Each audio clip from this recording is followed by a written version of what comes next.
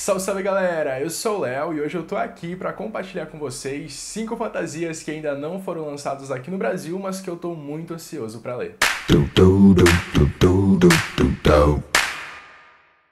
Na grande maioria dos vídeos que eu posto aqui no canal, sempre tem um comentário dizendo assim: nossa, Léo, você fica fazendo a gente ficar com vontade de ler. Então o vídeo de hoje é mais para deixar vocês com vontade e eu também de ler esses livros incríveis. Como vocês sabem, eu gosto muito de ler fantasia. Eu acabei separando algumas histórias que ainda não foram lançadas aqui no Brasil para compartilhar com vocês, apesar de que algumas delas já estão na lista aí de publicação, provavelmente sai no final desse ano ou no início de 2019. O primeiro livro dessa lista é The Bells, da Donielle Clayton. Ele faz parte de uma duologia e os direitos dessa história já foram comprados aqui pro Brasil pela editora Plataforma 21, mas nesse livro a gente vai conhecer a história da Camília. Ela vive aí em um universo onde a beleza é uma mercadoria muito valiosa. Neste mundo, as pessoas meio que nascem amaldiçoadas ou acidentadas, como diz na sinopse, e somente uma Belle pode trazer a beleza para a vida dessa pessoa. E a Camília é uma Belle, ela tem esse dom de trazer a beleza para a vida das pessoas, mas é claro que ela não se contenta só com isso, ela quer ser a Belle favorita, ou seja, ela quer morar no palácio junto com a rainha, cuidar dos filhos da rainha. Só que o mais doido dessa história é que talvez para Camília chegar aí dentro dessa corte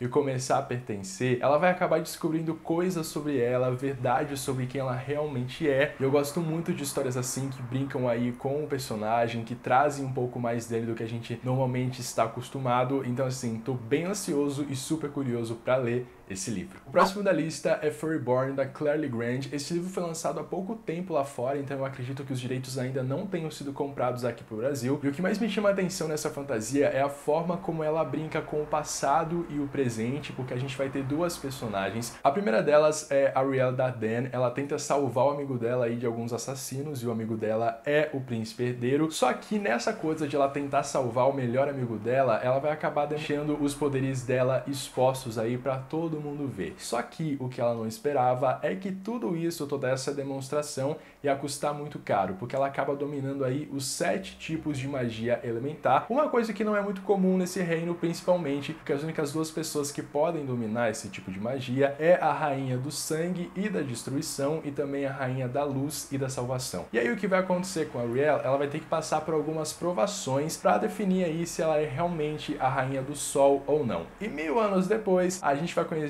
a Eliana e algumas coisas estranhas estão acontecendo, como por exemplo, todas as mulheres do reino desaparecendo. E ela, como uma caçadora de recompensas, ela vai meio que tentar ir atrás dessas pessoas. Eu achei muito legal a ideia dessa história, apesar da gente já estar acostumado aí com essa coisa de magia e tudo mais. Eu acho que é uma parte que dá para explorar bastante. Esse livro faz parte de uma trilogia, então eu tô muito ansioso para ler. Eu espero que em breve seja publicado aqui no Brasil, mas acredito que vai demorar um pouquinho ainda, principalmente porque a autora não é assim tão conhecida, mas a gente aguarda. Strange the Dreamer, da Laini Taylor, a mesma autora de Feita de Fumaça e Osso, que foi publicado aqui no Brasil pela Intrínseca, também lançou livro novo esses tempos, e o que mais me deixa ansioso para ler essa história é a questão do sonho, porque o livro gira todo em torno disso, porque aqui a gente tem aquela questão de não é você que escolhe o sonho, mas sim o sonho que escolhe você. O protagonista dessa história é o Laszlo Strange. Ele é órfão de guerra e também bibliotecário júnior, e desde os 5 anos de idade ele teve medo assim que o sonho dele escolhesse um caminho errado, que não fosse aquele que ele gostasse. E aí o que acontece? O Laszlo tem um sonho muito grande desde os 5 anos de idade, que é o seguinte: ele quer descobrir uma cidade perdida, até que um dia um herói e alguns guerreiros lendários aparecem na vida dele e ele vai ter que escolher. Ou ele abandona de vez esse sonho, ou ele vai atrás e deixa a vida dele. E antes que eu me esqueça de falar, esse livro faz parte de uma duologia e o segundo deve ser lançado ainda esse ano lá fora. Então assim, espero que comprem os direitos logo, porque eu quero ler.